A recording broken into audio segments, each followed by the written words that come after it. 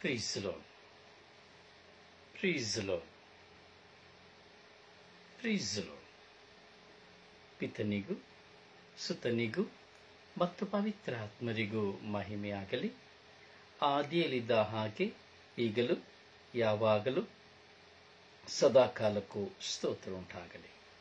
ಪ್ರೀಸ್ the Lord, praise the lord. ಪ್ರಭು ಯೇಸುವಿನಲ್ಲಿ ನನ್ನ ಪ್ರಿಯ ಸಹೋದರ ಸಹೋದರಿಯರೇ, ದೇವರ ಮಕ್ಕಳೇ, ಪ್ರಭು ಯೇಸು ಕ್ರಿಸ್ತರ ಕೃಪಾಶೀರ್ವಾದವು, ದೇವರ ಪ್ರೀತಿಯು, ಪವಿತ್ರ ಆತ್ಮರ ಅನ್ಯೋನ್ಯತೆಯು ನಿಮ್ಮೆಲ್ಲರೊಡನೆ ಇರಲಿ. ಪ್ರೀಸ್ the Lord, praise the lord. ಪ್ರಿಯರೇ, ಹೇಗಿದ್ದೀರಿ? ನಿಮ್ಮ ಜೀವನ ಹೇಗೆ ಸಾಗ್ತಾ ಉಂಟು? ನಿಮ್ಮ ಕೆಲಸ ಕಾರ್ಯಗಳು ಸುಗಮವಾಗಿದೆ ಎಂಬುದಾಗಿ ನಾನು ಆಶಿಸ್ತೇನೆ. ನಿಮ್ಮ ವಿಶ್ವಾಸದ ಜೀವನ, ನಿಮ್ಮ ವಿಶ್ವಾಸದ ಪಯಣದ ಅನುಭವಗಳು ಏನು?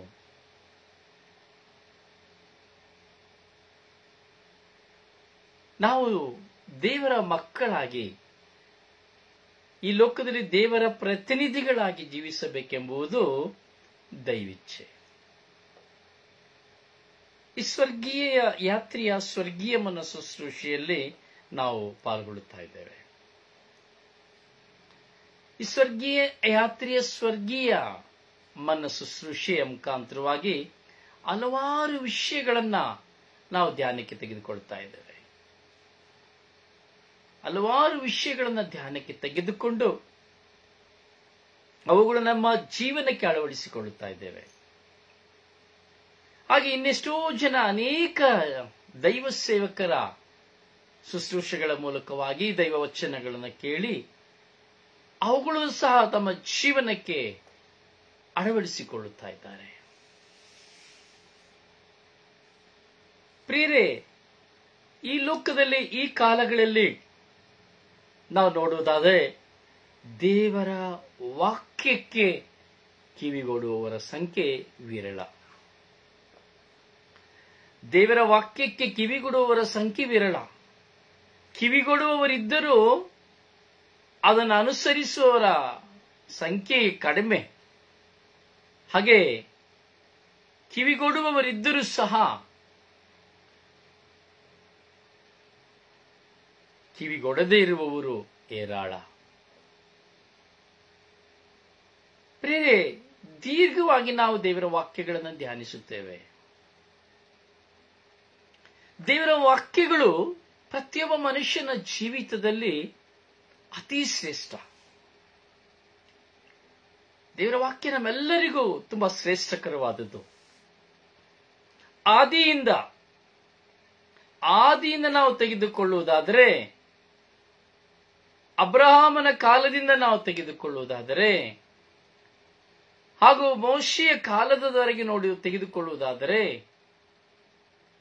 ಹಳೆಯ ಒಡಂಬಡಿಕೆಯ ಧರ್ಮಶಾಸ್ತ್ರದವರೆಗೂ ತೆಗೆದುಕೊಳ್ಳುವುದಾದರೂ ಸಹ ನಾವು ನೋಡುತ್ತೇವೆ, ಪ್ರತಿಯೊಬ್ಬರು ಧರ್ಮಶಾಸ್ತ್ರಕ್ಕೆ ಕಿವಿಗೊಡುತ್ತಾ ಇದ್ದರು. ಅಂದರೆ ದೇವರ ವಾಕ್ಯ ಏನು ಹೇಳುತ್ತದೋ, ಪವಿತ್ರ ಗ್ರಂಥ ಏನು ಹೇಳುತ್ತದೋ ಅದಕ್ಕೆ ಕಿವಿಗೊಡುತ್ತಾ ಇದ್ದರು. ಅದನ್ನ ಅನುಸರಿಸಲಿಕ್ಕೆ ಪ್ರಯತ್ನಿಸ್ತಾ ಇದ್ರು. ಆದಿ ಧರ್ಮಸಭೆಯಿಂದ ಈ ದಿನದವರೆಗೂ ನಾವು ನೋಡುತ್ತೇವೆ, ಧರ್ಮಸಭೆಯಲ್ಲಿ ದೇವರ ವಾಕ್ಯವೇ ದೇವರು. ದೇವರ ವಾಕ್ಯದಲ್ಲಿ ದೇವರು ಎಲ್ಲಿ ನೆಲೆಸಿದ್ದಾರೆ ಎಂಬುದಾದರೆ ದೇವರ ವಾಕ್ಯದಲ್ಲಿ ನೆಲೆಸಿದ್ದಾರೆ, ಬೇರೆ ಎಲ್ಲಿಯೂ ಇಲ್ಲ.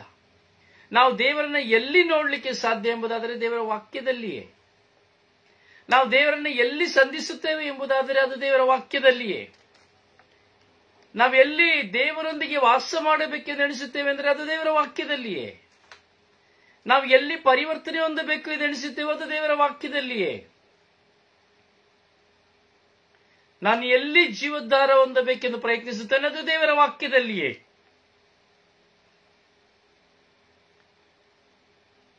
ಪ್ರತಿಯೊಬ್ಬ ಮನುಷ್ಯನು ಸ್ವರ್ಗ ರಾಜ್ಯವನ್ನು ಸೇರಬೇಕಾದರೆ ಮಾರ್ಗ ದೇವರ ವಾಕ್ಯದಿಂದಲೇ,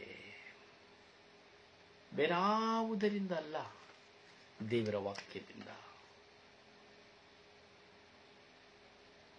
ದೇವರು ಇದ್ದಾರೆ ಎಂದು ನಮಗೆ ವ್ಯಕ್ತವಾಗುವುದು ಎಲ್ಲಿಂದ? ದೇವರ ವಾಕ್ಯದಿಂದಲೇ. ದೇವರು ಈ ಲೋಕವನ್ನು ಸೃಷ್ಟಿ ಮಾಡಿದರು ಎಂದು ನಮಗೆ ಅರಿವಾಗುವುದು ಇಲ್ಲಿ ಯಾವುದರಿಂದ? ದೇವರ ವಾಕ್ಯದಿಂದಲೇ. ನಾನು ಮಾಡುವುದು ಪಾಪ, ಪಾಪ ಎಂಬುದು ನನಗೆ ಅರಿವಾಗುವುದು ಎಲ್ಲಿಂದ? ದೇವರ ವಾಕ್ಯದಿಂದಲೇ. ಪಶ್ಚಾತ್ತಾಪವು ಎಲ್ಲಿಂದ ಉಲ್ಪಣವಾಗುತ್ತದೆ? ದೇವರ ವಾಕ್ಯದಿಂದಲೇ. ಪರಿವರ್ತನೆ ಎಲ್ಲಿಂದ ಉಲ್ಪಣವಾಗುತ್ತದೆ? ದೇವರ ವಾಕ್ಯದಿಂದಲೇ. ಪ್ರಿಯರಿಗೆ, ಪ್ರತಿಯೊಂದು ವಿಷಯಗಳನ್ನು ನಾವು ಆಧ್ಯಾತ್ಮಿಕತೆಯಲ್ಲಿ ಚಿಂತಿಸಬೇಕಾದರೆ, ಪ್ರತಿಯೊಬ್ಬ ವ್ಯಕ್ತಿಯು ತನ್ನ ಜೀವಿತದಲ್ಲಿ ದೇವರನ್ನ ಕಂಡುಕೊಳ್ಳಬೇಕಾದರೆ ಅದು ದೇವರ ವಾಕ್ಯದಿಂದಲೇ. ಒಬ್ಬನಿಗೆ ಪಾಪದ ಅರಿವು ಉಂಟಾಗಬೇಕೆಂಬುದಾದರೂ ಸಹ ಅದು ದೇವರ ವಾಕ್ಯದಿಂದಲೇ. ಅದಕ್ಕಾಗಿಯೇ ದೇವರು ಧರ್ಮಶಾಸ್ತ್ರದ ಮೂಲಕವಾಗಿ, ಪೂರ್ವ ಪ್ರವಾದಿಗಳ ಮೂಲಕವಾಗಿ ಬೈಬಲ್ನ ಬರೆಸಿದರು.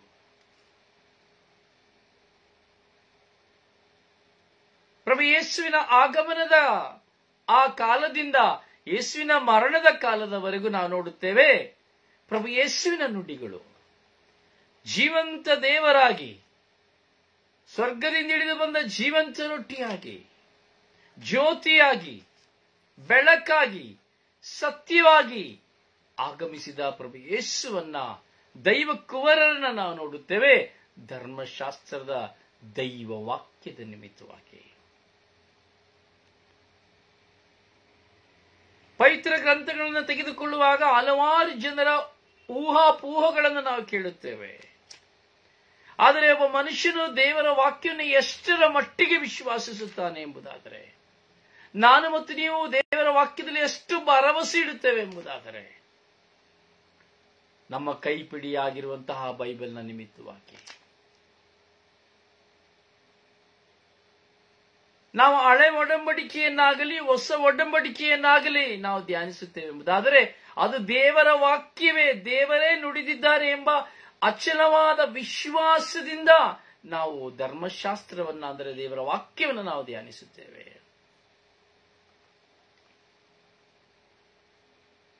ದೇವರು ಮಾತನಾಡಿದರು ಎಂದು ಪ್ರವಾದಿಗಳು ನುಡಿದ ಮಾತುಗಳನ್ನು ಆಲಿಸಿ ಅದು ಸತ್ಯ ಎಂಬುದನ್ನ ವಿಶ್ವಾಸಿಸಿ, ದೇವರು ನನ್ನೊಡನೆಯೂ ಸಹ ಮಾತನಾಡುತ್ತಾರೆ, ನನ್ನೊಡನೆಯೂ ದೇವರು ಮಾತನಾಡಿದ್ದಾರೆ, ನನ್ನೊಡನೆಯೂ ಸಹ ದೇವರು ಮಾತನಾಡಲು ಸಿದ್ಧರಾಗಿದ್ದಾರೆ ಎಂಬುವಂತ ವಿಶ್ವಾಸದಲ್ಲಿ ನಾವು ಪವಿತ್ರ ಗ್ರಂಥವನ್ನು ಧ್ಯಾನಿಸುತ್ತೇವೆ.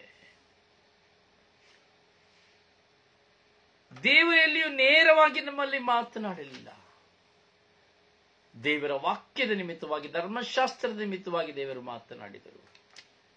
ಮೋಶೆಯೊಡನೆ ದೇವರು ಸಿನಾಯಿ ಪರ್ವತದಲ್ಲಿ ಶಬ್ದವಾಗಿ ಮಾತನಾಡಿದರು. ಅಬ್ರಹಾಮಿನೊಡನೆ ಮಾತನಾಡಿದರು, ಯೆರೆಮೀಯನೊಡನೆ ಮಾತನಾಡಿದರು, ಸಮುವೇಲನೊಡನೆ ಮಾತನಾಡಿದರು, ಯೆರೆಮೀಯನೊಡನೆ ಮಾತನಾಡಿದರು. ದೇವರು ತಾನು ಆರಿಸಿಕೊಂಡ ವ್ಯಕ್ತಿಗಳೊಂದಿಗೆ ಮಾತನಾಡಿದರು ಎಂಬುದಾಗಿ ನಾವು ದೇವರ ವಾಕ್ಯವನ್ನು ಧ್ಯಾನಿಸುವುದರ ಮೂಲಕವಾಗಿ, ಪವಿತ್ರ ಗ್ರಂಥವನ್ನು ಧ್ಯಾನಿಸುವುದರ ಮೂಲಕವಾಗಿ ನಾವು ವಿಶ್ವಾಸಿಸುತ್ತೇವೆ.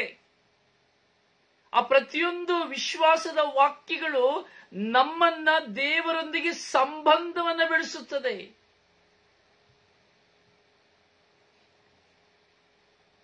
ನಾವು ಯೆಶಾಯನ ಪ್ರವಾದನೆಯ ಪುಸ್ತಕಗಳನ್ನು ತೆಗೆದುಕೊಳ್ಳುವಾಗ ನೋಡಿ, ನಮ್ಮ ಮನ ಮುಟ್ಟುವಂತಹ ಮಾತುಗಳು, ಮಗನೇ ಮಗಳೇ ಭಯಪಡಬೇಡ, ನಾನು ನಿನ್ನೊಂದಿಗಿದ್ದೇನೆ. ಈ ವಾಕ್ಯ ಓದುವಾಗಲೇ ಒಂದು ಸಾಂತ್ವನ ಇಲ್ಲದವನು, ನೆಮ್ಮದಿ ಇಲ್ಲದವನು ಪವಿತ್ರ ಗ್ರಂಥವನ್ನು ತೆಗೆದು ಓದುವಾಗ ಈ ಒಂದು ವಾಕ್ಯ ಸಿಕ್ಕುವಾಗ ಅಲ್ಲಿ ಅವನಿಗೆ ಜೀವ ತುಂಬುತ್ತದೆ. ಅದೇ ಯೆರೆಮೀಯನ ಪುಸ್ತಕವನ್ನು ತೆಗೆದುಕೊಳ್ಳುವಾಗ, ಮಗನೇ ಮಗಳೇ ಭಯಪಡಬೇಡ, ನಾನು ನಿನಗೆ ಸಹಾಯ ಮಾಡುತ್ತೇನೆ ಎಂಬಂತ ಒಂದು ವಾಕ್ಯ ಧ್ಯಾನಿಸುವಾಗ ಸಿಕ್ಕಿದರೆ ಆ ವಾಕ್ಯದಲ್ಲಿ ಅಷ್ಟೊಂದು ವಿಶ್ವಾಸ ಉಂಟಾಗುತ್ತದೆ. ಕಣ್ಣೀರಿನ ಬಾಧೆ ಬವಣೆಗಳಲ್ಲಿ ಚಿಂತಾಜನಕನಾಗಿ ಕುಳಿತುಕೊಳ್ಳುವಾಗ ದೇವರ ವಾಕ್ಯವನ್ನು ತೆರೆದು ಪವಿತ್ರ ಗ್ರಂಥವನ್ನು ಓದುವಾಗ, ಎತ್ತ ತಾಯಿ ನಿನ್ನನ್ನು ಮರೆತರು ನಾನು ನಿನ್ನನ್ನು ಮರೆಯುವುದಿಲ್ಲ ಎಂಬ ವಾಕ್ಯವನ್ನು ಕೇಳುವಾಗ ನಾವು ಸಂಪೂರ್ಣವಾದ ವಿಶ್ವಾಸವನ್ನ ದೇವರ ವಾಕ್ಯದಲ್ಲಿ ನಾವು ಇಡುತ್ತೇವೆ. ಏಕೆಂದರೆ ಅದು ದೇವರೇ ಮಾತನಾಡಿದಂತಹ ಮಾತುಗಳು, ದೇವರೇ ಮಾತನಾಡಿದಂತಹ ಮಾತುಗಳು.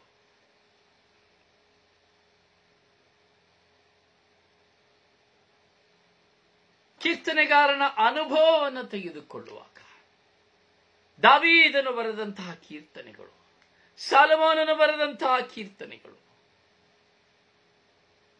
ದೇವರಿಗೂ ಮನುಷ್ಯನಿಗೂ ಇರುವಂತಹ ನಿಕಟವಾದಂತಹ ಬಾಂಧವ್ಯ, ಅಥವಾ ಮನುಷ್ಯನು ದೇವರನ್ನು ತೊರೆದಾಗ ಸಂಭವಿಸಿದಂತಹ ಸಂಭವಗಳ ದುರ್ಘಟನೆಗಳ ನಿಮಿತ್ತವಾಗಿ ದೇವರನ್ನ ಕಂಡುಕೊಳ್ಳಲು ಯತ್ನಿಸಿ ಹೃದಯ ತೆರೆದು ದೇವರೊಂದಿಗೆ ಮನುಷ್ಯನು ಮಾತನಾಡಿದಂತ ವಿಷಯಗಳನ್ನ, ಶಬ್ದಗಳನ್ನ ನಾವು ಕೀರ್ತನೆಯಲ್ಲಿ ಆಲಿಸುತ್ತೇವೆ. ರೋಗದಲ್ಲಿ ಇರುವಾಗ ಹೇಗೆ ಪ್ರಾರ್ಥಿಸುವುದು, ದಾರಿದ್ರ್ಯದಲ್ಲಿರುವಾಗ ಹೇಗೆ ಪ್ರಾರ್ಥಿಸುವುದು, ಏಕಾಂಗಿತನದಲ್ಲಿರುವಾಗ ಹೇಗೆ ಪ್ರಾರ್ಥಿಸುವುದು, ರಾಷ್ಟ್ರಕ್ಕಾಗಿ ಹೇಗೆ ಪ್ರಾರ್ಥಿಸುವುದು, ನೊಂದುಕೊಂಡಾಗ ಹೇಗೆ ಪ್ರಾರ್ಥಿಸುವುದು, ದಬ್ಬಾಳಿಕೆ ಮಾಡುವಾಗ ಹೇಗೆ ಪ್ರಾರ್ಥಿಸುವುದು, ಅನೇಕ 150 ಕೀರ್ತನೆಗಳ ಸರಮಾಡಿಗಳೊಂದಿಗೆ ನಾವು ದೇವರ ವಾಕ್ಯದ ನಿಮಿತ್ತವಾಗಿಯೇ ನಾವು ಪ್ರಾರ್ಥಿಸಲು ಕಲಿತುಕೊಳ್ಳುವಂತಹ ಸದವಕಾಶ. ಕೀರ್ತನೆಯನ್ನು ನಾವು ಓದಿದ್ದೇ ಆದರೆ ದೇವರೊಂದಿಗೆ ನನಗೂ ದೇವರಿಗಿರುವಂತಹ ಸಂಬಂಧ ಹಾಗೂ ದೇವರೊಂದಿಗೆ ನಾನು ಮಾತನಾಡುವಂತಹ ಆ ಶೈಲಿ ಹಾಗೂ ನನ್ನ ಹೃದಯದ ಭಾವನೆಗಳು, ನನ್ನ ಹೃದಯದ ನೋವುಗಳು, ನನ್ನ ಹೃದಯದ ದುಃಖಗಳು, ನನ್ನ ಜೀವನದ ಅವಶ್ಯಕತೆಗಳು ಎಲ್ಲವನ್ನು ಕುರಿತು ಕೀರ್ತನೆಗಾರನು ಸುಂದರವಾದ ಪ್ರಾರ್ಥನೆಯನ್ನು ಅಲ್ಲಿ ಬರೆದಿದ್ದಾನೆ. ಪವಿತ್ರ ಆತ್ಮ ಪ್ರೇರಣೆಯಿಂದ, ತನ್ನ ಸ್ವಂತ ಅನುಭವದಿಂದ. Praise the Lord, praise the Lord, praise the Lord. ಹಾಗೆ ಹೊಸ ಒಡಂಬಡಿಕೆಯನ್ನು ನಾವು ಧ್ಯಾನಿಸುವಾಗ, ಅದಕ್ಕೆ ಮುಂಚಿತವಾಗಿ ನಾವು ಸಿರಾಕನ ಗ್ರಂಥವನ್ನು ಧ್ಯಾನಿಸುವಾಗ ಜ್ಞಾನವನ್ನ, ಸತ್ಯವನ್ನ, ಜೀವನವನ್ನ, ನಮ್ಮಲ್ಲಿರುವಂತಹ ಬಲಹೀನತೆಗಳನ್ನ, ಪಾಪಗಳನ್ನ, ಕೆಟ್ಟದ್ದನ್ನ, ಕೇಡು ಮಾಡುವುದನ್ನ, ಯಾವುದು ಕೆಡುಕು, ಯಾವುದು ಸರಿ, ಯಾವ ಜವಾಬ್ದಾರಿ, ಯಾರನ್ನು ಗೌರವಿಸಬೇಕು, ಹೇಗೆ ಗೌರವಿಸಬೇಕು, ಹೇಗೆ ಪ್ರೀತಿಸಬೇಕು, ಹೇಗೆ ಸಹಿಸಿಕೊಳ್ಳಬೇಕು, ಯಾರಲ್ಲಿ ವಿಶ್ವಾಸವಿಡಬೇಕು, ಯಾರಲ್ಲಿ ವಿಶ್ವಾಸವಿಡಬಾರದು, ಯಾರು ಒಳ್ಳೆಯವ, ಯಾರು ಕೆಟ್ಟವ ಎಂಬುವಂತಹ ಒಂದು ಸುಂದರವಾದ ಜ್ಞಾನದ ಅರಿವನ್ನ ಸಿರಾಕ್ನ ಗ್ರಂಥದ ಮೂಲಕವಾಗಿ ನಾವು ಧ್ಯಾನಿಸುತ್ತೇವೆ. ಪವಿತ್ರಾತ್ಮ ಪ್ರೇರಣೆಯಿಂದ ಸತ್ಯದ ಒಂದು ಪುಸ್ತಕ.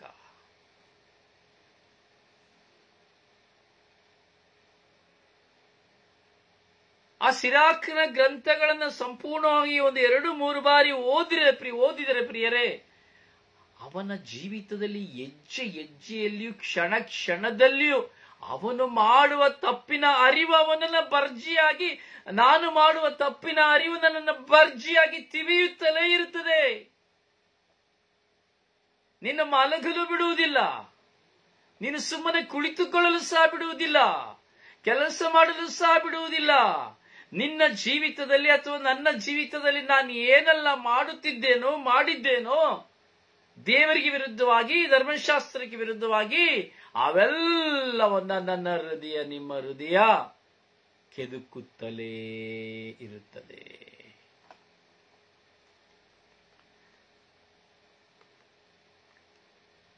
ಜ್ಞಾನೋಕ್ತಿಗಳ ಪುಸ್ತಕವನ್ನು ನಾವು ನೋಡುವಾಗ ಅಜ್ಞಾನದಲ್ಲಿರುವಂತಹ ವ್ಯಕ್ತಿಗಳಾಗಿರುವ ನಾವು ಜ್ಞಾನಿಗಳಾಗಿ ಬಾಳಲು ನಮಗೆ ಬೆಳಕಿನ ಕಣ್ಣನ್ನ ತಿಳಿಸುತ್ತದೆ.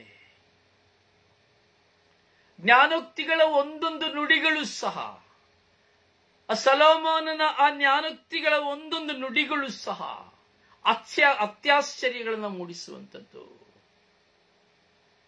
ಅಲ್ಲಿ ಜ್ಞಾನವನ್ನು ಕುರಿತು ಬೋಧಿಸುತ್ತದೆ, ವಿವೇಕವನ್ನು ಕುರಿತು ಬೋಧಿಸುತ್ತದೆ. ಜ್ಞಾನವೆಂಬಾಕೆಯನ್ನು ಅಕ್ಕ ಎಂದು ಕರೆ, ವಿವೇಕವೆಂಬಾಕೆಯನ್ನು ಆಪ್ತಮಿತ್ರಳೇ ಎಂದು ಕರೆ. ಜ್ಞಾನವೆಂಬ ಆಕೆಯನ್ನು ನಿನ್ನ ಕೊರಳಿಗೆ ಮಾಲೆಯಾಗಿ ಧರಿಸಿಕೋ, ವಿವೇಕವೆಂಬ ಆಕೆಯನ್ನು ನಿನ್ನ ಬೆರಳುಗಳಿಗೆ ಉಂಗುರವಾಗಿ ತೊಟ್ಟುಕೋ, ಜ್ಞಾನವೆಂಬ ಆಕೆ ನಿನ್ನ ಕಾಲ ದೀಪವನ್ನಾಗಿಸಿಕೋ.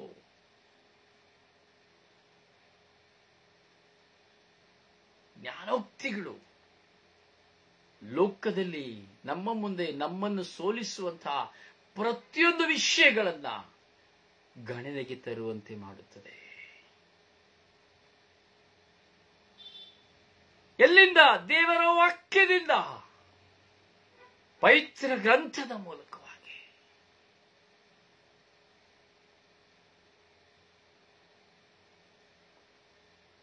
ಪ್ರಿಯ ಸಹೋದರನೇ, ಸಹೋದರಿ, ದೇವರ ವಾಕ್ಯವನ್ನು ನಾವು ಧ್ಯಾನಿಸುವ ದೇವರ ವಾಕ್ಯ ನಮ್ಮನ್ನು ಶುದ್ಧೀಕರಿಸುತ್ತದೆ ಹೊರತು ನಮ್ಮನ್ನ ಪಾಪಕ್ಕೆ ಕೊಂಡು ಹೋಗುವುದಿಲ್ಲ. ಒಂದು ಪಕ್ಷ ನಮ್ಮನ್ನು ಪಾಪಕ್ಕೆ ನಾನು ಗುಲಾಮಳಾಗಿ ಅಥವಾ ಪಾಪ ಮಾಡಿ ಹೋದರೆ ಅದು ನನ್ನನ್ನು ನಿನ್ನನ್ನು ಬೆಂಕಿಯಲ್ಲಿ ಹಾಕಿ ಸುಡುತ್ತದೆ. ಪಶ್ಚಾತ್ತಾಪದ ಹೊಂಡದಲ್ಲಿ ನಮ್ಮನ್ನು ಹಾಕುತ್ತದೆ. ಕಾರಣ ನಮ್ಮಲ್ಲಿ ದೇವರ ವಾಕ್ಯವು ವಾಸವಾಗಿರುವ ಕಾರಣ, ನಿನ್ನಲ್ಲಿ ದೇವರ ವಾಕ್ಯವು ವಾಸವಾಗಿರುವ ಕಾರಣ ನಿನ್ನಲ್ಲಿ ಪಾಪ ಮಾಡಲು ಸಾಧ್ಯವಾಗುವುದಿಲ್ಲ. ಪಾಪವು ನಿನ್ನ ಮುಂದೆ ಬರುವಾಗ ಅದರಿಂದ ತಪ್ಪಿಸಿಕೊಳ್ಳಲು ನೀನು ಯತ್ನಿಸುವೆ.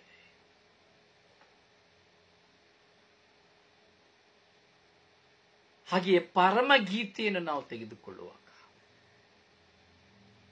ದೇವರು ಮತ್ತು ನಾನು ಒಬ್ಬ ದೇವರಿಗೂ ನನಗೂ ಇರುವ ಒಂದು ಸಂಬಂಧ ಪ್ರಿಯತಮನ ಸಂಬಂಧ ಎಂಬುದಾಗಿ. ಈ ಲೋಕದಲ್ಲಿ ಎಷ್ಟೋ ಕವನಗಳಿದೆ, ಪ್ರೇಮಿಗಳ ಕವನ, ಪ್ರೇಮ ಕವನಗಳು, ಪ್ರೇಮ ಕಥೆಗಳು, ಎಷ್ಟೋ ಪ್ರೇಮಿಗಳನ್ನು ಕುರಿತು ಬರೆದಾದಂತಹ ಸಂಗತಿಗಳು ಈ ಲೋಕದಲ್ಲಿ ಇದೆ ಎಂಬುದಾದರೆ ಅದು ಪರಮಗೀತೆಯ ಮೂಲಕವಾಗಿಯೇ ಆರಂಭವಾಗಿರುವಂಥದ್ದು ಎಂಬುದರಲ್ಲಿ ಸಂಶಯವೇ ಇಲ್ಲ. ನಾನು ದೇವರನ್ನು ಎಷ್ಟಾಗಿ ಪ್ರೀತಿಸಬೇಕು, ದೇವರು ನನ್ನನ್ನು ಎಷ್ಟಾಗಿ ಪ್ರೀತಿಸುತ್ತಾರೆ, ನನ್ನ ಹಾಗೂ ದೇವರ ಪ್ರೀತಿ ಎಷ್ಟು ಸಂಬಂಧವುಳ್ಳದ್ದು, ಅದು ಎಂದಿಗೂ ಬಿಟ್ಟಗಲದೇ ಇರುವಂಥದ್ದು ಎಂಬುದಾಗಿ ಪರಮಗೀತೆಯ ಮೂಲಕವಾಗಿ ನಾವು ಪವಿತ್ರ ಗ್ರಂಥದಲ್ಲಿ ಧ್ಯಾನಿಸುತ್ತೇವೆ.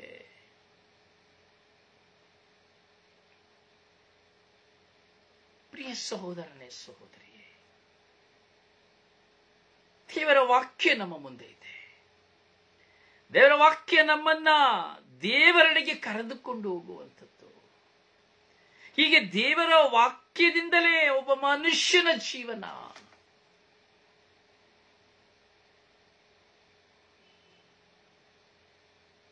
ನಾವು ಪೂರ್ವಕಾಲ ಇತಿಹಾಸಗಳನ್ನು ತೆಗೆದುಕೊಳ್ಳುವಾಗ ಅಥವಾ ಮಕಾಬಿಯರ ಕೊನೆಯ ಪುಸ್ತಕಗಳನ್ನು ತೆಗೆದುಕೊಳ್ಳುವಾಗ ನಾವು ಧ್ಯಾನಿಸತಕ್ಕಂಥ ಆ ವಿಷಯಗಳ ನಿಮಿತ್ತವಾಗಿ ನಮ್ಮ ವಿಶ್ವಾಸವು ಅಧಿಕರಿಸುತ್ತದೆ. ದೇವರು ನಮ್ಮೊಂದಿಗಿದ್ದು ಏನನ್ನು ಸಹ ಮಾಡಲು ಸಿದ್ಧರು.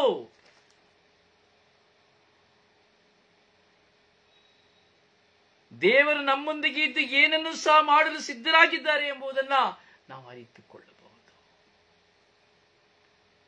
ಎಲಿಯನೊಡನೆ ದೇವರು ವಾಸ ಮಾಡಿದಂತೆ, ಎಲೀಷನೊಡನೆ ದೇವರು ವಾಸ ಮಾಡಿದಂತೆ ನಾವು ಸಹ ದೇವರೊಡನೆ ವಾಸ ಮಾಡಲು ಸಾಧ್ಯ. ನಾವು ಸಹ ಅವರಂತೆ ಕ್ರಿಯೆಗಳನ್ನು ಮಾಡಲು ಸಾಧ್ಯ ಎಂಬುದನ್ನ ಪ್ರಕಟಿಸುವಂತ ಗ್ರಂಥವಾಗಿದೆ ಪವಿತ್ರ ಗ್ರಂಥ ಬೈಬಲ್. ಹೀಗೆ ನಮ್ಮ ವಿಶ್ವಾಸವು ಅಧಿಕವಾಗುವುದು ಪವಿತ್ರ ಗ್ರಂಥದಿಂದಲೇ. ದೇವರನ್ನ ನಾನು ಕಾಣದೆ ವಿಶ್ವಾಸಿಸುವರು ಭಾಗ್ಯವಂತರು ಎಂದು ಹೇಳಿದಾಗೆ ನಾವು ದೇವರನ್ನ ಕಂಡೇ ಇಲ್ಲ, ದೇವರ ಶಬ್ದವನ್ನು ಕೇಳೇ ಇಲ್ಲ, ಆದುದರಿಂದ ನಮ್ಮಲ್ಲಿ ಅಚಲವಾದ ವಿಶ್ವಾಸವಿದೆ ಎಂಬುದಾದರೆ ಕಾರಣ ಪವಿತ್ರ ವಾಕ್ಯ, ಪವಿತ್ರ ಗ್ರಂಥ. ಬೈಬಲ್ ಶ್ರೀಪುಟನ್ನು ತೆಗೆದುಕೊಳ್ಳುವಾಗ ಹೊಸ ಒಡಂಬಡಿಕೆಯಲ್ಲಿ ಯೇಸು ಸ್ವಾಮಿ ಎಲ್ಲಿಯೂ ಯಾವ ಒಂದು ಶಬ್ದವನ್ನು ಬರೆಯಲಿಲ್ಲ. ಯೇಸು ಒಂದು ಮಾತನ್ನು ಮಾತನಾಡಲಿಲ್ಲ.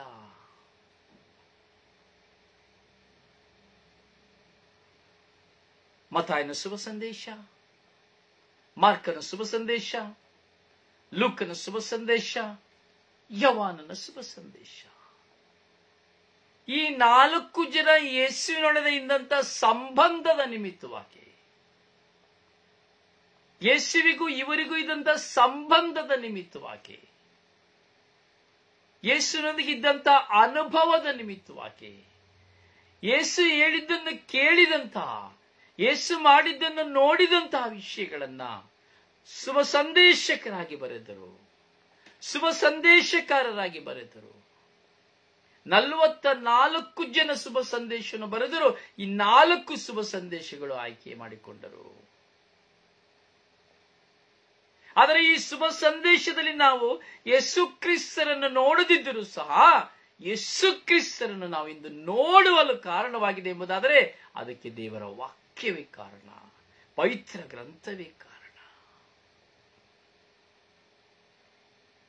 ಯೇಸು ಯಾರು ಎಂದು ತಿಳಿದುಕೊಳ್ಳಲು ಇಂದು ಪವಿತ್ರ ಗ್ರಂಥವೇ ಕಾರಣ. ಪ್ರೇಷಿತರ ಅನುಭವಗಳು, ಸಂತ ಪೌಲರು ಬರೆದ 13 ಪುಸ್ತಕಗಳು, ಯವಾನರು ಬರೆದ ದಿವ್ಯ ದರ್ಶನ, ಯವಾನ ಬರೆದ ಪತ್ರಗಳು, ಯೂದನ ಪತ್ರ,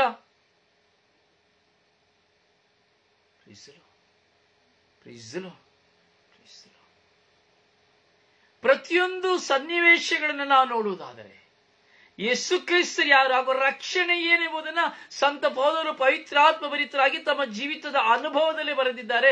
ಇವುಗಳೆಲ್ಲವನ್ನು ಪಠಿಸುವಾಗ ನಮಗೆ ಅರಿವಾಗುತ್ತದೆ, ಯೇಸು ಕ್ರಿಸ್ತರು ದೇವರು, ನಮಗಾಗಿ ನಮ್ಮ ರಕ್ಷಣೆಗಾಗಿ ಬಂದವರು ಯೇಸು ಕ್ರಿಸ್ತರು, ನಮ್ಮ ಪಾಪ ಪರಿಹಾರಕ ಬಲಿ ಯೇಸು ಕ್ರಿಸ್ತರು, ಯೇಸುವೆ ನಿಜವಾದ ದೇವರು ಎಂಬ ಸತ್ಯ ನಮಗೆ ಗೋಚರವಾಗುತ್ತದೆ ಪವಿತ್ರ ಗ್ರಂಥವನ್ನು ಧ್ಯಾನಿಸುವಾಗ.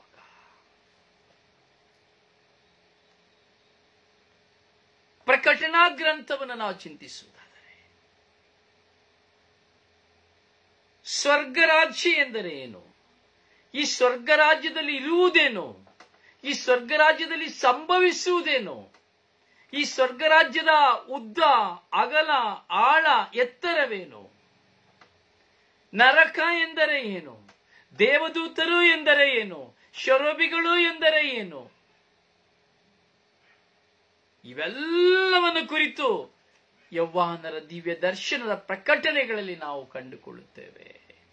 ಯಾವ ಮನುಷ್ಯನು ಇದುವರೆಗೂ ನರಕಕ್ಕೆ ಹೋದವನು ಬರಲಿಲ್ಲ, ಈ ಲೋಕಕ್ಕೆ ಸ್ವರ್ಗಕ್ಕೆ ಹೋದವರು ಹಿಂತಿರುಗಲಿಲ್ಲ. ಯಾಕೆಂದ್ರೆ ಇಬ್ಬರು ಸಹ ಬರಲು ಸಾಧ್ಯವೇ ಇಲ್ಲ. ಸತ್ತವನಾಗಲಿ ಅಥವಾ ಸ್ವರ್ಗಕ್ಕೆ ಹೋದವನಾಗಲಿ ಈ ಲೋಕಕ್ಕೆ ಬರಲು ಯಾವ ಕಾರಣಕ್ಕೂ ಸಾಧ್ಯವೇ ಇಲ್ಲ. ಯಾಕೆಂದರೆ ಸ್ವತಃ ಯೇಸು ಸ್ವಾಮಿ ತನ್ನ ಶಿಷ್ಯರಿಗೆ ಹೇಳಿದಂತಹ ಮಾತು ಪವಿತ್ರ ಗ್ರಂಥದಲ್ಲಿ ಲಿಖಿತವಾಗಿದೆ. ಆ ಬಡವ ಮತ್ತು ಲಾಜರ ಹಾಗೂ ಶ್ರೀಮಂತನ ಕಥೆಯ ಮೂಲಕವಾಗಿ ಸ್ವರ್ಗವಿತ್ತಾದರೆ ಸ್ವರ್ಗವಿತ್ತು. ಸ್ವರ್ಗದಲ್ಲಿ ಆ ಬಡ ಲಾಜರನು ಅಬ್ರಹಾಮನ ಮಡಿಲಿನಲ್ಲಿದ್ದನು. ಅವನನ್ನ ಭೂಲೋಕಕ್ಕೆ ಕಳುಹಿಸಿಕೊಳ್ಳಲು ಕೇಳುವಾಗ ದೇವರು ಸಾಧ್ಯವಿಲ್ಲ, ಅಲ್ಲಿ ಯಾಜಕರು, ಧರ್ಮಶಾಸ್ತ್ರಿಗಳು, ದೈವ ಸೇವಕರು ಹಾಗೂ ಧರ್ಮಶಾಸ್ತ್ರವು ಅವರ ಮುಂದೆ ಇದೆ, ಅದಕ್ಕೆ ಅವರು ಕಿವಿಗೊಟ್ಟರೆ ಸಾಕು ಎಂದಿಡಿದರು. ಹೀಗೆ ಸತ್ತವರಾರು ಭೂಲೋಕಕ್ಕೆ ಬರಲು ಸಾಧ್ಯವಿಲ್ಲ. ಸ್ವರ್ಗದಲ್ಲಿರುವವರು ಭೂಲೋಕಕ್ಕೆ ಬರಲು ಸಾಧ್ಯವಿಲ್ಲ, ನರಕದಲ್ಲಿರುವವರು ಸಹ ಭೂಲೋಕಕ್ಕೆ ಬರಲು ಸಾಧ್ಯವಿಲ್ಲ ಎಂಬುದಾಗಿ ಪವಿತ್ರ ಗ್ರಂಥವೇ ನಮಗೆ ಸಾಕ್ಷಿ ಕೊಡುತ್ತದೆ. ಇಷ್ಟು ಸವಿಸ್ತಾರವಾದಂತಹ ಈ ದೇವರ ವಾಕ್ಯದ ಸತ್ಯಾಂಶಗಳನ್ನು ಒಳಗೊಂಡಂತಹ, ಜೀವೋದ್ಧಾರವನ್ನು ಒಳಗೊಂಡಂತಹ ಪವಿತ್ರ ಗ್ರಂಥ, ಪವಿತ್ರ ವಾಕ್ಯದ ಮೂಲಕವಾಗಿ ನಮ್ಮನ್ನ ಮುನ್ನಡೆಸುತ್ತಾ ಇದೆ. ತಂದೆಯಾದ ದೇವರ ಸೃಷ್ಟಿಯನ್ನು ಕುರಿತು, ರಕ್ಷಕರಾಗಿರುವ ಪ್ರಭು ಯೇಸುವಿನ ಕುರಿತು, ಪೋಷಕರಾದ ಪವಿತ್ರಾತ್ಮರನ್ನು ಕುರಿತು, ಪೋಷಕರು ಯಾರು ಎಂಬುದನ್ನು ಕುರಿತು, ಅವರು ಎಲ್ಲಿಂದ ಇದ್ದಾರೆ, ಎಲ್ಲಿಂದ ಬಂದರು, ಎಲ್ಲಿದ್ದರು ಎಂಬುದನ್ನು ಕುರಿತು, ಅವರ ಕಾರ್ಯಗಳು, ಕ್ರಿಯೆಗಳು ಏನೆಂಬುದನ್ನು ಕುರಿತು ಸವಿಸ್ತಾರವಾಗಿ ನಾವು ದೇವರ ವಾಕ್ಯದ ನಿಮಿತ್ತವಾಗಿ ಧ್ಯಾನಿಸುವಾಗ ನಮ್ಮಲ್ಲಿ ದಾಹಗೊಳ್ಳುವುದನ್ನು ನಾವು ನೋಡುತ್ತೇವೆ. ನಾವು ಸಹ ಪವಿತ್ರಾತ್ಮರಿಗಾಗಿ ಎಷ್ಟು ಹಂಬಲಿಸುತ್ತೇವೆ ಎಂಬುದನ್ನು ನಾವು ನೋಡುತ್ತೇವೆ. ಕಾರಣ ದೇವರ ವಾಕ್ಯದ ಶಕ್ತಿ, ಅಂದರೆ ದೇವರ ವಾಕ್ಯದಲ್ಲಿ ಜೀವಿಸುತ್ತಾ ಇದ್ದಾರೆ. ಧರ್ಮಶಾಸ್ತ್ರ ಪವಿತ್ರ ಗ್ರಂಥವು ನಮ್ಮನ್ನ ಸಂಪೂರ್ಣವಾಗಿ ದೈವತ್ವಕ್ಕೆ ಕರೆದುಕೊಂಡು ಹೋಗುವಂತ ಶಕ್ತಿಯನ್ನು ಪಡೆದಿದೆ. ಅದಕ್ಕಾಗಿ ನೋಡಿ, ಯಹೂದ್ಯರಾಗಲಿ, ಪರಿಸಾಯರಾಗಲಿ, ಧರ್ಮಶಾಸ್ತ್ರಿಗಳಾಗಲಿ ದೇವರ ವಾಕ್ಯದ ನಿಮಿತ್ತವಾಗಿ ತುಂಬಾ ಗೌರವವನ್ನು ಸೂಚಿಸ್ತಾ ಇದ್ರು, ಇಂದಿಗೂ ಸಹ ಸೂಚಿಸ್ತಾ ಇದ್ದಾರೆ. ಇಂದು ಸಹ ನೀವು ಯೆಹೂದ್ಯರನ್ನ ನೀವು ನೋಡುವುದಾದರೆ ಧರ್ಮಾಚರಣೆಗಳಲ್ಲಿ, ಧರ್ಮಶಾಸ್ತ್ರದಲ್ಲಿ, ದೇವರ ವಾಕ್ಯದಲ್ಲಿ ಅತೀವ ಗೌರವ. ಪಾಪ ಮಾಡುವುದು, ತಪ್ಪು ಮಾಡುವುದು ಅದು ಬೇರೆ ವಿಷಯ. ಪ್ರತಿಯೊಬ್ಬ ಮನುಷ್ಯ ಪಾಪ ಮಾಡಲೇಬೇಕು. ಪಾಪ ಮಾಡದವ ಈ ಲೋಕದಲ್ಲಿ ಯಾರೂ ಇಲ್ಲ. ಆದರೂ ಸಹ ದೇವರ ವಾಕ್ಯ, ಧರ್ಮಶಾಸ್ತ್ರದ ಪಾಲನೆ ಯೆಹೂದ್ಯರಿಗೆ ಅತಿ ಶ್ರೇಷ್ಠವಾಗಿತ್ತು. ಸಬ್ಬತ್ ದಿನ ಅತಿ ಶ್ರೇಷ್ಠವಾಗಿತ್ತು. ದೇವಾಲಯವು ಅಷ್ಟು ಶ್ರೇಷ್ಠಕರವಾಗಿತ್ತು. ಅದಕ್ಕಾಗಿ ಪ್ರಭು ಯೇಸುವನ್ನ ಕೊಲ್ಲಲು ಅವಣಿಸಿದರು. ಯೇಸುವನ್ನ ಕೊಂದ ಕಾರಣ ಯೇಸು ಸ್ವಾಮಿ ಮೇಲೆ ಇದ್ದಂತಹ 3 FIR ಕೇಸುಗಳು. 3 FIR ಕೇಸುಗಳು.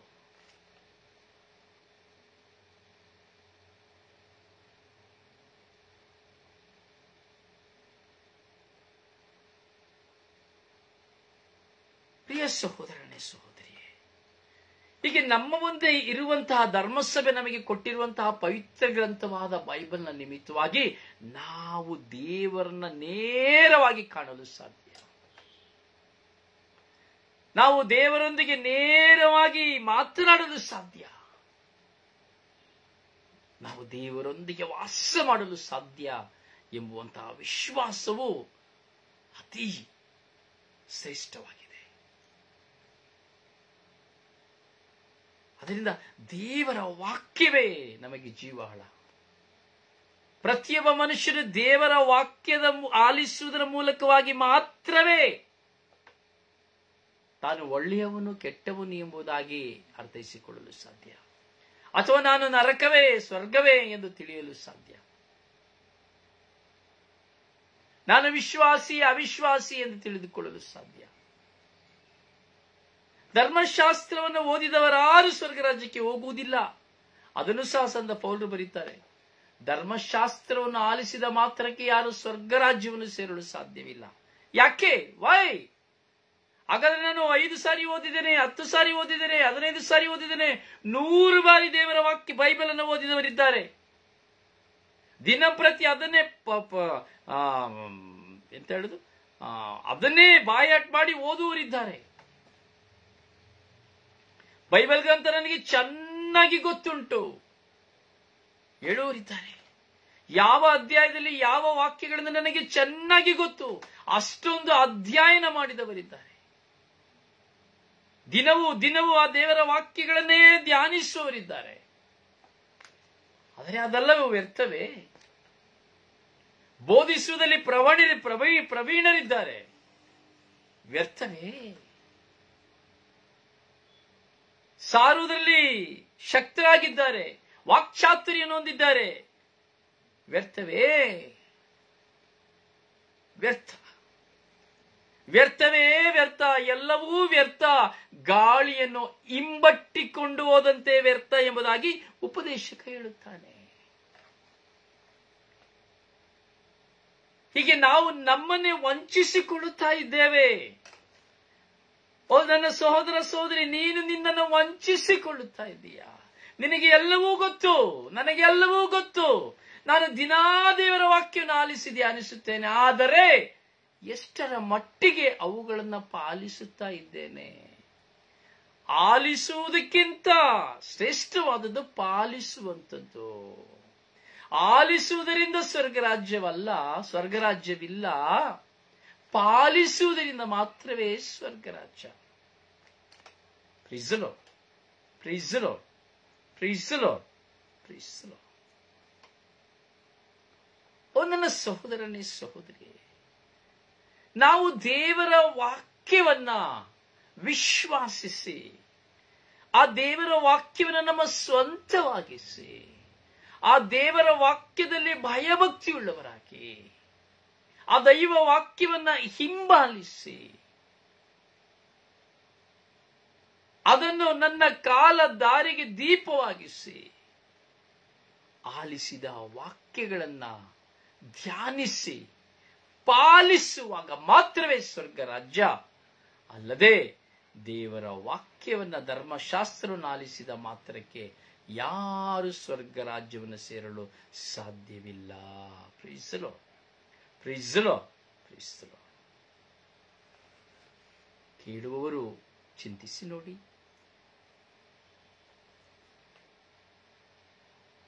ಎಷ್ಟೋ ಜನ ನಾನು ಸಹ ಈ ಲಿಸ್ಟಲ್ಲಿದ್ದೇನೆ. ಪ್ರತಿಯೊಬ್ಬ ನಾನು ಶುಶ್ರೂಷಕ ಎಂದು ಹೇಳುವವರು ಯೂಟ್ಯೂಬ್ ಚಾನಲ್, ಫೇಸ್ಬುಕ್ ಅಲ್ಲಿ, ಇನ್ಸ್ಟಾಗ್ರಾಮ್ ಅಲ್ಲಿ, ದೇವಾಲಯಗಳಲ್ಲಿ, ಧ್ಯಾನ ಮಂದಿರಗಳಲ್ಲಿ, ಹಲವಾರು ಕಡೆ ಶುಭ ಸಂದೇಶವನ್ನು ಸಾರುವಂತ ಎಷ್ಟೋ ಜನ ಇದ್ದಾರೆ, ಮಿಲಿಯಾಂತರ ಜನ ಇದ್ದಾರೆ.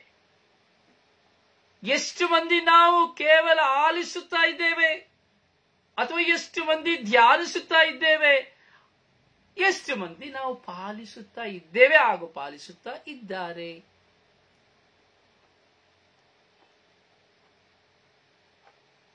ತುಂಬಾ ಆಳವಾಗಿ ಚಿಂತಿಸತಕ್ಕಂಥ ವಿಷಯ ನನ್ನ ಸಹೋದರ ಸಹೋದರಿ. ಅಂದರೆ ಈ ದಿನದಲ್ಲಿ ನಾವು ಧ್ಯಾನಿಸುತ್ತಾ ಇರುವಂತಹ ಸಂದೇಶದ ಪೂರ್ಣ ವಿವರಣೆಯ ಒಂದು ಅರ್ಥ, ಸಂಕ್ಷಿಪ್ತವಾದ ಅರ್ಥ ಎಂದರೆ ಎಲ್ಲವೂ ದೇವರ ವಾಕ್ಯದ ನಿಮಿತ್ತವಾಗಿಯೇ. ಆದಿಯು ಅಂತ್ಯವು ಅಂದರೆ ಆಲ್ಫವು ಒಂದು ಒಮೇಗವು, ಪ್ರಾರಂಭವು ಮುಕ್ತಾಯವು ದೇವರ ವಾಕ್ಯದಿಂದಲೇ. ಎಷ್ಟು ಜನರಿಗೆ ಇದು ಅರ್ಥ ಆಯಿತು ಈ ಸಂದೇಶ ನನಗೆ ಗೊತ್ತಿಲ್ಲ, ಆದರೆ ತುಂಬಾ ಸರಳತೆಯಿಂದ ಈ ಸಂದೇಶವನ್ನು ಪವಿತ್ರಾತ್ಮರು ಪ್ರಕಟಿಸಿದ್ದಾರೆ. ದೇವರಿಗೂ ನನಗೂ ಇರುವ ಸಂಬಂಧ ದೇವರ ವಾಕ್ಯ ನಮಗೆ ಕೊಡುತ್ತದೆ. ಅದಕ್ಕಾಗಿ ನಾವು ದೇವರ ವಾಕ್ಯವನ್ನು ಓದಬೇಕು ಎಂದು ಕೇಳುವುದು, ಅದಕ್ಕಾಗಿ ದೇವರ ವಾಕ್ಯವನ್ನು ಧ್ಯಾನಿಸಬೇಕು ಎಂದು ಹೇಳುವುದು. ಅದಕ್ಕೆ ಪ್ರತಿಯೊಬ್ಬರ ಕೈಯಲ್ಲಿ ಒಂದೊಂದು ಬೈಬಲ್ ಗ್ರಂಥ ಇರಬೇಕು. ಬರೀ ಓದಿ ಓದಿ ಮುಚ್ಚಿಡುವುದಲ್ಲೇನು ಪ್ರಯೋಜನ ಇಲ್ಲ. ಓದೋದು ಮುಚ್ಚದು, ಓದೋದು ಮುಚ್ಚದು, ಓದೋದು ಮುಚ್ಚದು, ಕೇಳೋದು ಮುಚ್ಚದು, ಕೇಳೋದು ಆಫ್ ಮಾಡೋದು, ಕೇಳೋದು ಆಫ್ ಮಾಡೋದು. ಈ ಫಾದರ್ ಬೆಸ್ಟ್, ಆ ಫಾದರ್ ಬೆಸ್ಟ್, ಆ ಬ್ರದರ್ ಬೆಸ್ಟ್, ಈ ಬ್ರದರ್ ಬೆಸ್ಟ್, ಆ ಧ್ಯಾನ ಮಂದಿರ ಬೆಸ್ಟ್, ಈ ಧ್ಯಾನ ಮಂದಿರ ಬೆಸ್ಟ್. ನೀನೇ ಬೆಸ್ಟ್ ಅಲ್ಲ, ಇದನ್ನ ಬೆಸ್ಟ್ ಅಂತೇಳಿ ಏನು ಪ್ರಯೋಜನ? ಯಾವಾಗ ನೀನು ಬೆಸ್ಟ್? ಕೇಳಿದ್ದನ್ನ ಪಾಲಿಸುವಾಗ ಮಾತ್ರವೇ. ಕೇಳಿದ್ದನ್ನ ಪಾಲಿಸುವಾಗ ಮಾತ್ರವೇ. ನೀನು ಕೇಳುತ್ತಾ ಇದೀಯಾ? ನಿನ್ನ ಕುಟುಂಬ ಕೇಳುತ್ತಾ ಇದೀಯಾ? ನಿನ್ನ ಬಾಳ ಸಂಗಾತಿ ಕೇಳುತ್ತಾ ಇದ್ದಾಳಾ? ಕೇಳುತ್ತಾ ಇದ್ದಾನಾ? ನಿನ್ನ ಮಕ್ಕಳು ಕೇಳುತ್ತಾ ಇದ್ದಾರಾ? ಕೇಳಲು ನೀನು ಅವಕಾಶ ಮಾಡಿಕೊಡುತ್ತಾ ಇದ್ದೀಯಾ? ನಿನ್ನ ಮಕ್ಕಳನ್ನು ದೇವರ ವಾಕ್ಯದಲ್ಲಿ ನೀನು ಬೆಳೆಸುತ್ತಾ ಇದ್ದೀಯಾ? ನಿನ್ನ ಮಕ್ಕಳನ್ನು ವಿಶ್ವಾಸದಲ್ಲಿ ನೀನು ನಡೆಸುತ್ತಾ ಇದ್ದೀಯಾ? ನಿನ್ನ ಮಕ್ಕಳ ತಪ್ಪನ್ನು ನೀನು ಅರಿವು ಮೂಡಿಸುತ್ತಾ ಇದ್ದೀಯಾ? ಅಥವಾ ನಿನ್ನ ಮಕ್ಕಳು ತಪ್ಪು ಮಾಡುವಾಗ ನೀನು ಖಂಡಿಸುತ್ತಾ ಇರುವೆಯಾ? Question mark. ಅಲ್ಲಿ ನೀನು ಒಂದು ಒಳ್ಳೆಯ ತಂದೆ, ಒಂದು ಒಳ್ಳೆಯ ತಾಯಿ, ಅಂದರೆ ವಿಶ್ವಾಸಿ, ಒಂದು ಒಳ್ಳೆಯ ವಿಶ್ವಾಸಿ ಅಥವಾ ಒಂದು ಕೆಟ್ಟ ವಿಶ್ವಾಸಿ ಎಂಬುದನ್ನು ಅಲ್ಲಿ ಅರ್ಥ ಮಾಡಿಕೊಳ್ಳಬಹುದು. ಕೈಯಲ್ಲಿ ಮೊಬೈಲ್ ಕೊಡ್ತೇವೆ, ತಿನ್ಲಿಕ್ಕೆ ಊಟ ಕೊಡ್ತೇವೆ, ಖರ್ಚಿಗೆ ಪಾಕೆಟ್ ಮನಿ ಕೊಡ್ತೇವೆ, ಅವರು ಹೇಳಿದ್ದ ಕಡೆಯೆಲ್ಲ ಕಳಿಸಿಕೊಡ್ತೇವೆ. ಆದರೆ ದೇವರ ವಾಕ್ಯವನ್ನ ನಾವು ಅವರಿಗೆ ಕೊಡೋದಿಲ್ಲ. ಅದಕ್ಕಾಗಿಯೇ ಕುಟುಂಬಗಳು ಕುಂಠಿತವಾಗುತ್ತಾ ಇದೆ. ಎಷ್ಟು ಶಕ್ತವಾದ ಪ್ರಬೋಧಕನಾಗಿದ್ದವರ ಮಕ್ಕಳ ಜೀವಿತದಲ್ಲಿ ನನ್ನ ಮಕ್ಕಳನ್ನು, ನನ್ನ ಹೆಂಡತಿಯನ್ನು ಸಹ, ನನ್ನ ಕುಟುಂಬವನ್ನು ಸಹ ಸೇರಿ ಹೇಳುತ್ತಾ ಇದ್ದೇನೆ. ಎಷ್ಟು ಶಕ್ತವಾದ ವಿಶ್ವಾಸಿ ಶುಭ ಸಂದೇಶಕಾರ ಎಂದರು, ಅವರ ಕುಟುಂಬವನ್ನು ನಾವು ಬಾಗಿ ನೋಡುವಾಗ ಅಲ್ಲಿ ಕೊರತೆಗಳು, ಕಳಂಕಗಳಿರುತ್ತದೆ.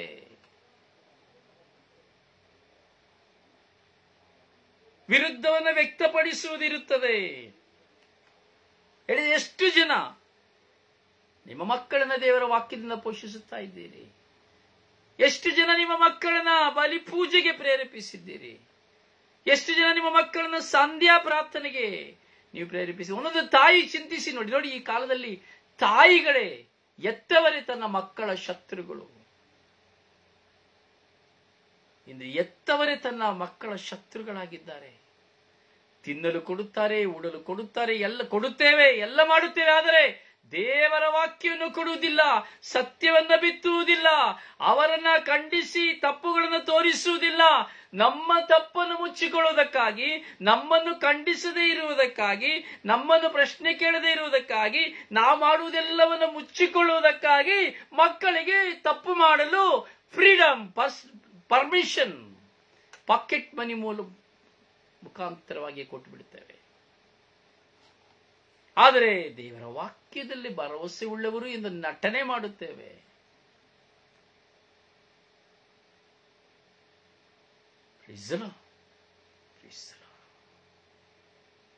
ಹಾಗೆ ಇನ್ನೂ ಅನೇಕ ಜನರಲ್ಲಿ ನಾವು ನೋಡಬೇಕಾದರೆ ಬರೀ ದೇವರ ವಾಕ್ಯ ಕೇಳುವುದು ಮಾತ್ರ, ಪ್ರಾರ್ಥನೆ ಮಾಡುವುದು ಮಾತ್ರ, ಬಲಿ ಪೂಜೆಗೆ ಹೋಗುವುದು ಮಾತ್ರವೇ ಇರುತ್ತದೆ. ಕಳ್ಳ ವಿಶ್ವಾಸಿಗೆ ಕುತ್ತಿಗೆ ಎಲ್ಲ ಜಪಸರವಂತೆ, ಕಪಟ ವಿಶ್ವಾಸಿ ಎಂದು ಇವರಿಗೆ ಹೇಳುವುದು. ಅಂದರೆ ಜೀವನದಲ್ಲಿ ಅನುಸರಣೆ ಇರುವುದಿಲ್ಲ. ಆದರೆ ಕೇಳುವಿಕೆ ತುಂಬಾ ಚೆನ್ನಾಗಿರುತ್ತದೆ, ಅಂದರೆ ಆಲಿಸುವಿಕೆ ತುಂಬಾ ಚೆನ್ನಾಗಿರುತ್ತದೆ, ಆಡುವಿಕೆ ತುಂಬಾ ಚೆನ್ನಾಗಿರ್ತದೆ, ಮಂಡಿ ಊರಿದ್ರೆ ತುಂಬಾ ಚೆನ್ನಾಗಿರ್ತದೆ, ಸ್ತುತಿ ಮಾಡಿದ್ರೆ ತುಂಬಾ ಚೆನ್ನಾಗಿರ್ತದೆ. ಆದರೆ ಅನುಸರಣೆ ಎಂಬುದೇ ಇರುವುದಿಲ್ಲ. ಅವರು ಮಾಡಿದೆಲ್ಲವೂ ಒಳಿತು, ಎಲ್ಲ ದೇವರಿಗೆ ಗೊತ್ತುಂಟು, ನಾನು ಯಾರು ಎಂದು ದೇವರಿಗೆ ಗೊತ್ತುಂಟು. ಖಂಡಿತ ಗೊತ್ತುಂಟು ನಾನು ಮಾಡುವ ಅಕ್ರಮಗಳು ಎಷ್ಟು ಎಂಬುದು.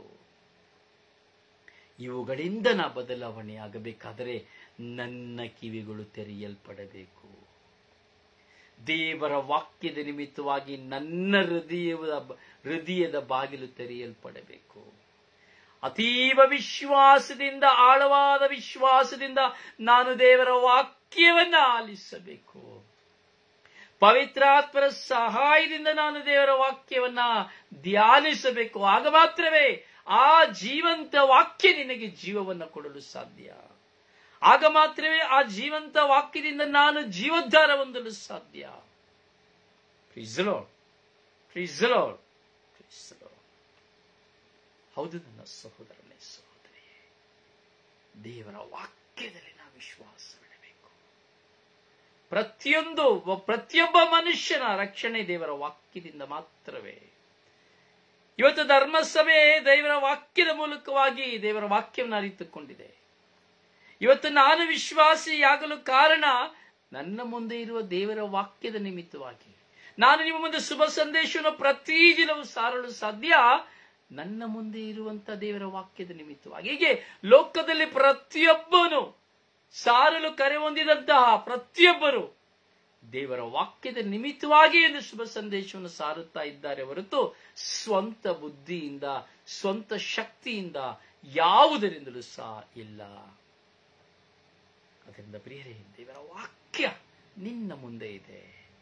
ದೇವರು ಹೇಳ್ತಾರೆ ರೋಮನರಿಗೆ ಬರೆದ ಪತ್ರ, ದೇವರ ವಾಕ್ಯ ನಿನ್ನ ಸಮೀಪದಲ್ಲಿಯೇ ಇದೆ, ಅದು ನಿನ್ನ ಮುಂದೆಯೇ ಇದೆ, ಅದು ನಿನ್ನ ಹೃದಯದಲ್ಲೇ ಇದೆ, ಅದು ನಿನ್ನ ಬಾಯಲ್ಲೇ ಇದೆ.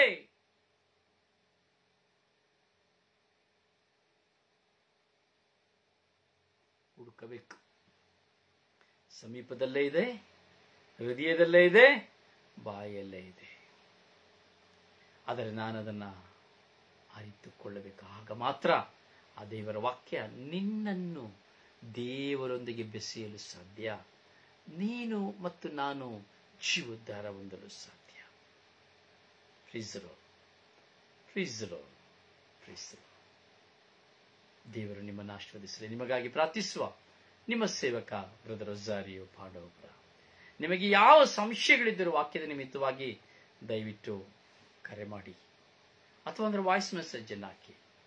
ಖಂಡಿತವಾಗಿಯೂ ನಿಮ್ಮ ಸಂಶಯಕ್ಕೆ ಪವಿತ್ರಾತ್ಮರು ಉತ್ತರ ಕೊಡುತ್ತಾರೆ. May God bless you. Praise the lord.